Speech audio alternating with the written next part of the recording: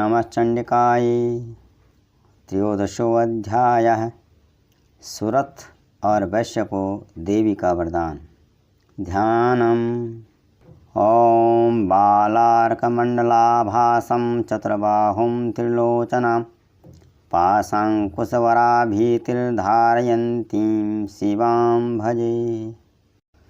जो उदय काल के सूर्यमंडल की सी कांति धारण करने वाली हैं, जिनकी 4 भुजाएं और 3 नेत्र हैं, तथा जो अपने हाथों में पाश, अंकुश, वर एवं अभय की मुद्रा धारण किए रहती हैं, उन शिवा देवी का मैं ध्यान करता हूँ। ओम ऋषिर्वाच। ऋषि कहते हैं, राजन, इस प्रकार मैंने तुमसे देवी के उत्तम महात्मा का वर्णन किया, जो इस जगत को धारण करती हैं। उन देवी का ऐसा ही प्रभाव है, वही विद्या अर्थात ज्ञान उत्पन्न करती हैं। भगवान विष्णु की माया स्वरूपान भगवती के द्वारा ही तुम और ये वैश्य तथा अन्यान्य विवेकी जन मोहित होते हैं, मोहित हुए हैं तथा आगे भी मोहित होते रहेंगे। महाराज, तुम उन्हीं परमेश्वरी की शरण में जाओ। उनकी आराधना करने पर वही मनुष्यों को भोग, स्वर्ग तथा मोक्ष प्रदान करती हैं। मार्कंडेय जी कहते हैं, क्रौष्टुकी जी मेधामुनि के वचन सुनकर राजा सुरथ ने उत्तम व्रत का पालन करने वाले उन महाभाग महर्षि को प्रणाम किया। वह अत्यंत ममता और राज्य अपहरण से बहुत खिन्न हो चुके थे। महामुनि इसलिए विरक्त होकर वे राजा तथा वैश्य तत्काल तपस्या को चले गए और वे जगदम्बा के दर्शन के लिए नदी के तट पर रहकर तपस्या करने लगे। वे वैश्य उत्तम देवी सूक्त का जप करते हुए तपस्या में प्रवृत्त हुए। वे दोनों नदी के तट पर देवी की मिट्टी की प्रतिमा बनाकर पुष्प, धूप और हवन आदि के द्वारा उनकी आराधना करने लगे। उन्होंने पहले तो आहार को धीरे धीरे कम किया, फिर बिल्कुल निराहार रहकर देवी में ही मन लगाए एकाग्रतापूर्वक उनका चिंतन आरंभ किया। वे दोनों अपने शरीर के रक्त से प्रोक्षित बलि देते हुए लगातार 3 वर्ष तक संयम पूर्वक आराधना करते रहे। इस पर प्रसन्न होकर जगत को धारण करने वाली चंडिका देवी ने प्रत्यक्ष दर्शन देकर कहा, देवी बोली, राजन तथा अपने कुल को आनंदित करने वाले वैश्य, तुम लोग जिस वस्तु की अभिलाषा रखते हो वह मुझसे मांगो, मैं संतुष्ट हूँ, अतः तुम्हें वह सब कुछ दूंगी। मार्कंडेय जी कहते हैं, तब राजा ने दूसरे जन्म में नष्ट न होने वाला राज्य मांगा और इस जन्म में भी शत्रुओं की सेना को बलपूर्वक नष्ट करके पुनः अपना राज्य प्राप्त कर लेने का वरदान मांगा। वैश्य का चित्त संसार की ओर से खिन्न एवं विरक्त हो चुका था और वे बड़े बुद्धिमान थे, अतः उस समय उन्होंने ममता और अहमता रूप आसक्ति का नाश करने वाला ज्ञान मांगा। देवी बोली, राजन, तुम थोड़े ही दिनों में शत्रुओं को मारकर अपना राज्य प्राप्त कर लोगे। अब वहाँ तुम्हारा राज्य स्थिर रहेगा।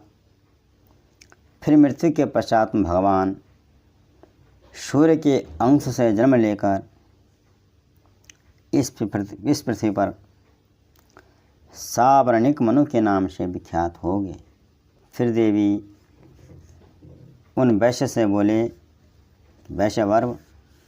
वैश्यवर्य, तुमने भी जिस वर को मुझसे प्राप्त करने की इच्छा की है, मैं उससे देती हूँ। तुम्हें मोक्ष के लिए ज्ञान प्राप्त होगा। मार्कंडेय जी कहते हैं, इस प्रकार उन दोनों को मनोवांछित वरदान देकर तथा उनके द्वारा भक्ति पूर्वक अपनी स्तुति सुनकर देवी अंबिका तत्काल अंतर्धान हो गई।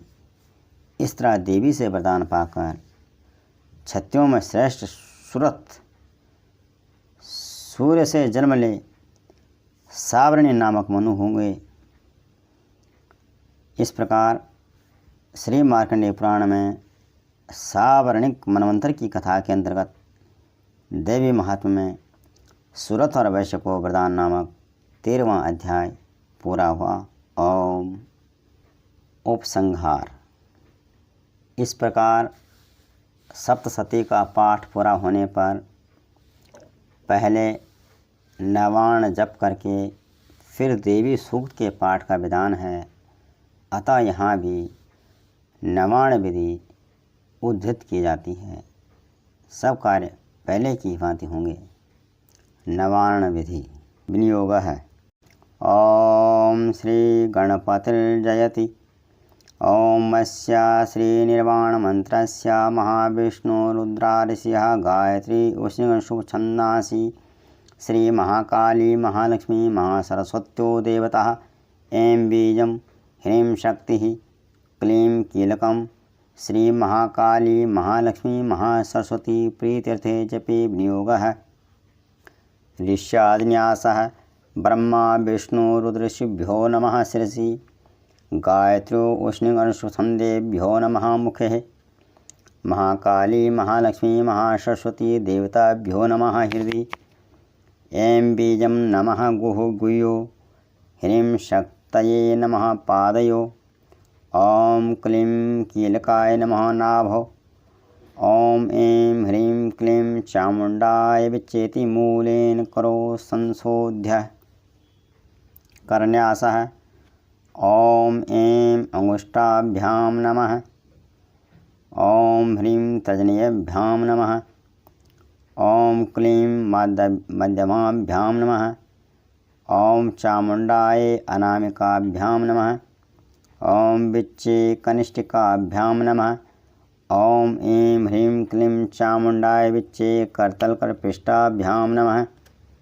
हृदय आदिन्यासः ओम ऐं हृदये नमः ओम ह्रीं शिरसे स्वाहा ओम क्लीं शिखाये वसट् ओम चामुंडाय कवचाय हुम ओम विच्चे नेत्रत्रयाय वसट् ओम ऐं ह्रीं क्लीं चामुंडाय विच्चे अस्त्राय फट्। अक्षरन्यासः ओम ऐं नमः शिखायां ओम ह्रीं नमः दक्षिणनेत्रे ओम क्लीं नमः वामनेत्रे ओम वां नमः दक्षिणकर्णे ओम मुं नमः वामकर्णे ओम डां नमः दक्षिणनासापुट्टे ओम ऐं नमः वाम नासापुट्टे ओम विं नमः मुख्ये ओम चैं नमः गुह्यो ऐहुं विनश्याष्टवारं मूलेन व्यापकं कुर्यात्।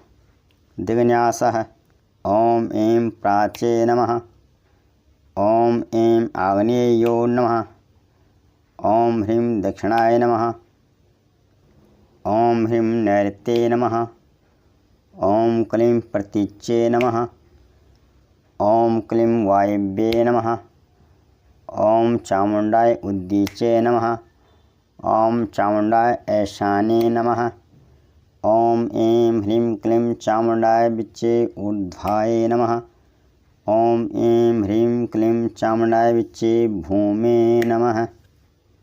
ध्यानम्। खड्गं चक्रगदेषु चापपरिघाञ्छूलं भूशुण्डिं शिरः शङ्खं सन्धन्तीं करस्त्रैणीनां सर्वाङ्गभूषावृतां नीलाश्मद्युतिमास्य पाददशकां सेवे महाकालिकां यामस्तौत्स्वपीते हरो कमलजो हन्तुं मधुं मधुकैटवम् अक्षस्राकपरशुं गदेषु कुलिशं पद्मं धनुष्कुण्डिकां दण्डं शक्तिमसिं च चर्मजलजं घण्टां सुराभाजनं शूलं पाशसुदर्शने च दधतीं हस्ते प्रसन्नाननां शैवेशैरिव मर्दिनीं यः महालक्ष्मीं सरोजस्थिताम् घण्टाशूलहलानि शङ्खमुसले चक्रं धनुषायकं हस्ताब्जैर्दधतीं घनान्तविलसच्छितांशुतुल्यप्रभां गौरीदेहे समुद्भवां त्रिजगतमाधारभूतां महापूर्वामत्र सरस्वतीम् अनुभजे शुम्भादिदत्यातिमर्दिनीम्। इस प्रकार न्यास और ध्यान करके मानसिक उपचार से देवी की पूजा करें। फिर 108 या 1008 बार नवाण मंत्र का जप करना चाहिए। जब आरंभ करने के पहले ऐं ह्रीं अक्षमालिकाय नमः इस मंत्र से माला की पूजा करके इस प्रकार प्रार्थना करें। ओम माले महामाये सर्वशक्ति स्वरूपिणी चतुर्वर्गस्त्वयि न्यस्तस्मान्मे सिद्धिदा भव। ओम अविघ्नं कुरु माले त्वं गृह्णामि दक्षिणे करे जपकाले च सिद्ध्यर्थं प्रसीद मम सिद्धये। ओम अक्षमालाधिपतये सुसिद्धिं देहि देहि सर्वमन्त्रार्थसाधिनि साधय साधय सर्वसिद्धिं परिकल्पय परिकल्पय में स्वाहा। इस प्रकार प्रार्थना करके जब आरंभ करें, जब पूरा करके उसे भगवती को समर्पित करते हुए कहें। गुह्याति गुह्यगोप्त्री त्वं गिराणास्मत्कृतं जपं सिद्धिर्भवतु मे देवी त्वत्प्रसादान् महेश्वरी। इस प्रकार जप को देवी को समर्पण करके पुनः करन्यास करें। ओम ह्रीं अंगुष्ठाभ्यां नमः। ओम चं तर्जनीभ्यां नमः। ओम डिं मध्यमाभ्यां नमः। ओम कां अनामिकाभ्यां नमः। ओम ऐं कनिष्ठकाभ्यां नमः। ओम ह्रीं चंडिकाय करतलपृष्ठाभ्यां नमः। हृदय आदिन्यासः। ओम खड्गिनी शूलिनी घोरा गदिनी चक्रिणी तथा शंखिनी चापिनी बाणभुसुंडी पारिकायुधा हृदयाय नमः। ओम शूलेन पाहि नो देवी पाहि खंगेन चाम्बिके घंटास्वनेन नः पाहि चाप्यजानिहि स्वनेन च शिरसे स्वाहा। ओम प्राच्यां रक्ष प्रतीच्यां च चंडिके रक्ष दक्षिणे ब्राह्मणेनात्मशूलस्य उत्तरस्यां तथेश्वरी शिखाये वसत्। ओम सौम्यानि यानि रूपाणि त्रैलोक्यविचरन्ति ते यानि चात्यर्थघोराणि ते रक्षास्मात् तथा भुवं कवचाय हुम्। ओम खड्गशूलगदादीनि यानि चास्त्राणि तेऽम्बिके करपल्लवसंगीनि तैरस्मान् रक्ष सर्वतः नेत्रत्रयाय वोसत्। ओम सर्वस्वरूपे सर्वेशे सर्वशक्ति समन्विते भयेभ्यस्त्राहि नो देवी दुर्गे देवी नमोस्तुते। ओम अस्त्राय फट् ध्यानम्। ओम विद्युदां संप्रभां मृगपति स्कंदस्थितां भीषणां कन्याभिः करवालखेटविलसद्वस्तास्फिरासेवितं हस्तैश्चक्रगदा शिखेट विशिखांश्चापं गुणं तर्जनीं बिभ्राणाम् अलात्मिकां शशिधरां दुर्गां त्रिनेत्रां भजे। ओम